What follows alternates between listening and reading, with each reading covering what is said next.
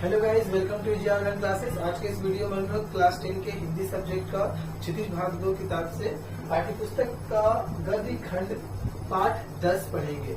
पाठ 10 या फिर आप कह सकते हैं कहानी का पहला पाठ, जिस पाठ का नाम है नेताजी का चश्मा। इस पाठ को लिखा है लेखक स्वयं प्रकाश जी ने। तो इस चैप्टर में जैसा कि आप नाम जान रहे हैं नेताजी का चश्मा, इसमें नेताजी यूज हुआ है किनके लिए? तो नेताजी का उपयोग हुआ है नेताजी सुभाष चंद्र बोस जी के लिए, ठीक है। और उनका चश्मा का ही कहानी है। इस कहानी में आप पूरा पढ़ने के बाद जान पाइएगा कि चश्मा का रोल क्या है इस कहानी में। इस कहानी को लिखने वाले जो लेखक हैं उनके बारे में हम लोग कुछ जानकारी जान लेते हैं। लेखक स्वयं प्रकाश जी का जन्म आजादी के समय सन 1947 ईस्वी में मध्य प्रदेश के इंदौर शहर में हुआ। ध्यान रखिएगा, मध्य प्रदेश में नहीं लिखे हैं, कुछ एक्स्ट्रा बात हम जो बोल रहे हैं वो सबसे भी सवाल बनेगा। आगे है आपका रचना। तो लेखक स्वयं प्रकाश जी की बहुत सारी रचनाएं हैं, जिनमें से प्रमुख 2 रचना हमारे सामने है, ईंधन और बीच में विनय। यहाँ विनय नहीं लिखे हैं, डॉट डॉट दे दिए हैं। तो ईंधन और बीच में विनय इनकी 2 प्रमुख रचना है।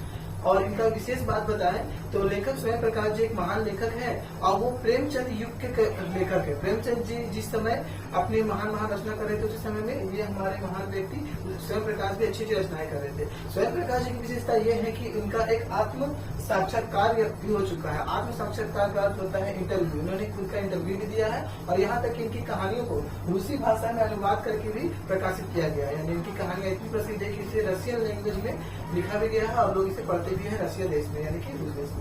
अब इनकी मृत्यु हो गई थी सन 2019 ईस्वी में महाराष्ट्र के मुंबई शहर में। ये बहुत ही अभी नवीन ही लेखक कहलाएंगे, अभी पुराने नहीं है।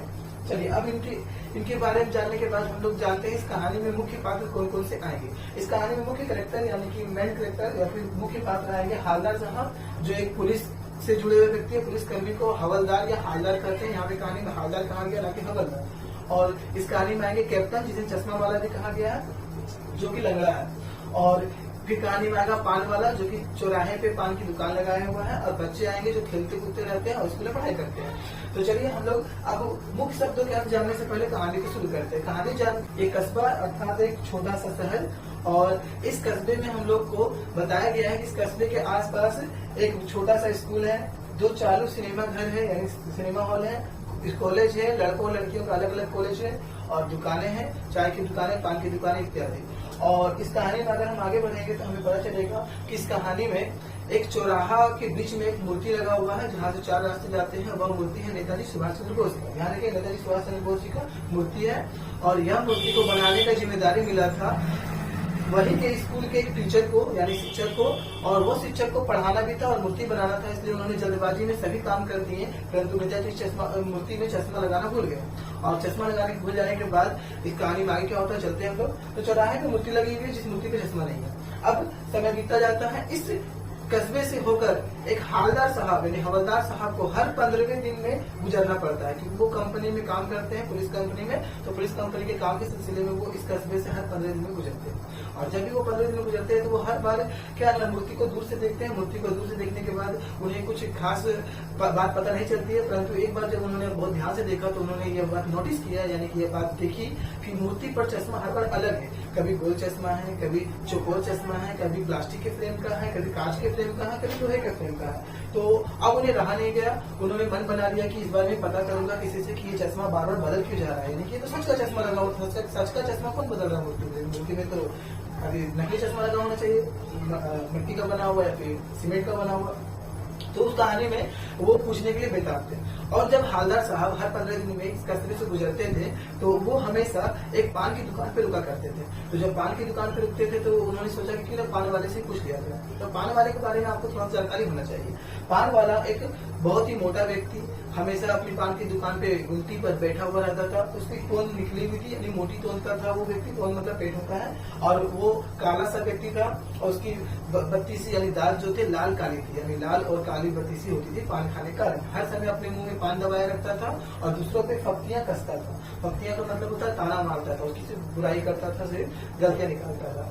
तो जब पान वाले के पास रोज पान खाते थे हालदार साहब, तो हर दिन तो कोई खास बात किए नहीं, बट इस बार उनको मन में ये पूछना था कि ये मूर्ति बदलता कौन है। वो पान वाले से पूछ देते हैं कि ये माजरा क्या है, ये चश्मे वाला सॉरी ये जो मूर्ति है नेताजी का उसमें चश्मे बदलता कौन है? तो हालदार साहब बताते हैं कि चश्मा कैप्टन बदलता है। कैप्टन नाम सुनकर हवलदार साहब को लगता है कि अरे वाह, लगता है यहाँ कोई फौजी था। तो वो पूछते हैं कि क्या वो फौजी था? तो यहाँ पे अपना पान वाला अपना लक्षण दिखाता है। वो बोलता है कि ना, वो फौजी थोड़ी था, वो तो एक लंगड़ा है। लंगड़ा, वो लंगड़ा क्या जाएगा फौज में? तो इस बात को सुनकर जो हमारे हवलदार साहब है वो थोड़ा से बहुत दुखी हो जाते हैं और वो कौतुक होकर पान वाले को देख लेते हैं। कौतुक मतलब आश्चर्य से, और सोचते हैं कि क्या होगा उस कौम का जो आज के समय में हमारे सैनिकों का सम्मान नहीं करती। कौन मतलब जाति का। आजकल भी कुछ ऐसे जाति के लोग हैं, कुछ ऐसे लोग हैं या फिर ऐसे समाज के लोग हैं जो सैनिकों को महत्व नहीं देते। तो उन ऐसे कौमों का क्या होगा, ये उन्होंने अपने मन में सोचा।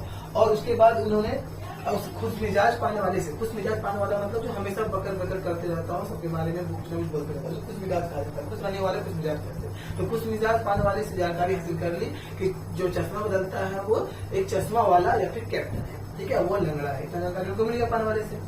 अब कहानी आगे बढ़ती है। वो तो हर बार 15वें दिन में इस रास्ते से पार होते थे, चश्मा बदलते हुए देखते थे और हर बार क्या ना नॉर्मली दिन बीत रहा था। 2 साल तक, 2 वर्ष तक लगातार ऐसा ही चलता रहा। 2 वर्ष बाद अचानक क्या हुआ कहानी में समझिएगा। 2 वर्ष बाद जब वो अचानक हवलदार साहब ने मूर्ति की तरफ देखा तो मूर्ति में कोई चश्मा नहीं लगा हुआ था। और उसके बाद वो गए पान वाले के पास और आश्चर्य से पूछने लगे कि क्या हुआ, आज मूर्ति पे चश्मा नहीं बदला हुआ है? तो पहली बार पान वाला जो हमेशा दूसरा बुराई करता था, इस बार अपने मुंह से पान थूका और बहुत उदास में से कहा कि कैप्टन मर गया, चश्मा वाला मर गया। ये बात सुनकर हमारे हवलदार साहब अवाक हो गए, चुप हो गए, मौन हो गए। हमें बहुत दुख हुआ कि अब चश्मा नहीं बदलेगा मूर्ति पे। एक देशभक्त मारा गया क्योंकि वो कैप्टन को देशभक्त मानते थे। भले वो कैप्टन फौज में नहीं था, सच में वो फौज में नहीं था, और तो वो देशभक्त मानते थे। अब कहानी में ऐसा क्या हुआ, तो उन्होंने सोच लिया हवलदार साहब की अब तो चश्मा बदलने वाला रहा नहीं, तो अब हम कभी भी इस रास्ते से जाएंगे तो रुकेंगे नहीं पान की दुकान में, नहीं मूर्ति की तरफ देखेंगे। ऐसा ही सोच रहे थे वो। लेकिन अचानक आदत जिसका बन जाता है जल्दी समाप्त होता नहीं, तो अचानक वो जब गुजर रहे थे तो उनका सिर दिखा मूर्ति की तरफ। तो उन्होंने मूर्ति की तरफ ध्यान दिया तो देखा इस बार मूर्ति पे चश्मा लगा हुआ है। वो चौक पड़े और उन्होंने उहा को यानी कि निर्णय ना ले सका कि रोकी नहीं रोकेगा, लेकिन हड़बड़ी में रोक दिया। और रुकने के बाद वो मूर्ति के पास गए, जब ध्यान से देखा चश्मे को तो चश्मा जो था वो सरकंडे का चश्मा था। सरकंडा का अर्थ होता है बाबू बिना चश्मा, बिना शीशा लगा हुआ, मतलब सिर्फ लकड़ी का बनाया हुआ चश्मा या फिर कुछ टूटा हुआ तार से बनाया हुआ चश्मा। तो ये चश्मा पक्का किसी बच्चे ने बनाया होगा। ये बात समझ गए हवलदार साहब और बच्चे ने ये बच्चे की ये कलाकारी देखकर, मतलब अपने मन से चश्मा बनाने को देखकर हवलदार साहब ने इसे देशभक्ति माना और कहा कि आज के समय में भी बच्चों के अंदर देशभक्ति जीवित है और यह जिस बच्चे ने भी यह देशभक्ति दिखाई है वह सराहनीय है, तारीफ के लायक है। आज के समय में भी हमारे समाज में बच्चों, बूढ़ों और बड़ों में देशभक्ति जीवित है। ये बात सुनकर मुझे बहुत अच्छा लगा, जानकर बहुत अच्छा लगा। लगभग हमने सारे वर्ड भी कंप्लीट कर दिए। कौम का बता दिया, कस्बा का बता दिया, ऊहा को सराहनीय, कौतुक, अवाक और खुश मिजाज का। अब कहानी का एंडिंग है बाबू, जब उन्होंने देख लिया अपना बच्चों को चश्मा लगाते हुए, भले ही बिना कांच का, बिना मुख्य भाग का चश्मा लगाया हो, लेकिन चश्मा लगाकर उन्होंने देशभक्ति दिखा दी तो उन्हें बहुत खुशी हुई। और इसके साथ ही कहानी का एंडिंग हो सकता है। कहानी में सीखने को ये मिलता है कि देशभक्ति सबके अंदर होती है। एक लंगड़ा व्यक्ति होकर भी कैप्टन अपना देशभक्ति दर्शाता है और बच्चे होकर भी ये बिना कांच का चश्मा लगाकर अपनी देशभक्ति दर्शाते हैं। कहानी बस इतना ही है। अब इसके बाद हम लोग इसके कुछ क्वेश्चंस को जानेंगे। तब तक आप इसे स्क्रीनशॉट ले लें। मैं आपके कुछ इसे क्वेश्चंस करवाऊंगा, आंसर आप ही कमेंट कीजिएगा, मैं सिर्फ आपको क्वेश्चन का आंसर बोलकर बता दूंगा। चलिए स्क्रीनशॉट लगा लीजिए आप फटाफट। सबसे पहले इसके प्रश्न है पान वाले का रेखाचित्र प्रस्तुत करें। तो आप उत्तर भी इस प्रकार पूछ सकते हैं। पान वाला एक मोटा काला व्यक्ति था जिसकी तोंद बाहर निकली हुई रहती थी। वो हर समय अपने मुंह में पान दबा के रखता था और कुछ भी बोलने से पहले अपने पान को थूकता था। उसकी लाल काली बत्तीसी थी और वो दूसरों पे केवल फप्तियां कसता था या दूसरों पे केवल ताने मारता था। बस इतना भी दिया तो आपका रेखाचित्र प्रस्तुत हो जाएगा इसका। अगला प्रश्न है सेनानी न होते हुए भी लोग चश्मे वाले को कैप्टन क्यों कहा करते थे? उत्तर इस प्रकार दे सकते हैं आप। भले ही चश्मे वाला कोई सेनानी यानी सैनिक नहीं था, परंतु उसके अंदर देशभक्ति की भावना फूट फूट के भरी हुई थी। नेताजी की मूर्ति पे चश्मा न होने पर वो अपनी दुकान से चश्मे लाकर लगाता था। इस बात से यह बात पता चलती है कि हमें चश्मे वाला एक बहुत ही अधिक देश प्रेमी था, अर्थात उसे कैप्टन कहा गया इस कहानी में। तो चलिए ऐसा कर सकते हैं। अगला प्रश्न है आपका, पाठ के अंत में हवलदार साहब क्यों भावुक हो गए? देखिए, इस पाठ के अंत में हवलदार साहब इसलिए भावुक हो गए हैं क्योंकि पाठ के अंत में हवलदार साहब ने मूर्ति पर बच्चों के द्वारा बिना फ्रेम का या फिर कहें तो बिना ग्लास का लगा हुआ एक चश्मा देखा, अर्थात सरकंडे का चश्मा देखा, जिससे हादार साहब को एहसास हुआ कि आज के समय में बच्चों के अंदर देशभक्ति भावना टूट के भरी हुई है, इसलिए हादार साहब भावुक हो गए। अंतिम प्रश्न है, प्रस्तुत पाठ से हमें क्या शिक्षा मिलती है? तो इसका उत्तर आप खुद दे ज्यादा अच्छा रहेगा, और उत्तर सभी का आप दे दीजिएगा लिख के, तो और अच्छी बात होगा। आप उत्तर लिखने के लिए मुझे व्हाट्सएप कर सकते हैं, व्हाट्सएप का नंबर मेरा ये है।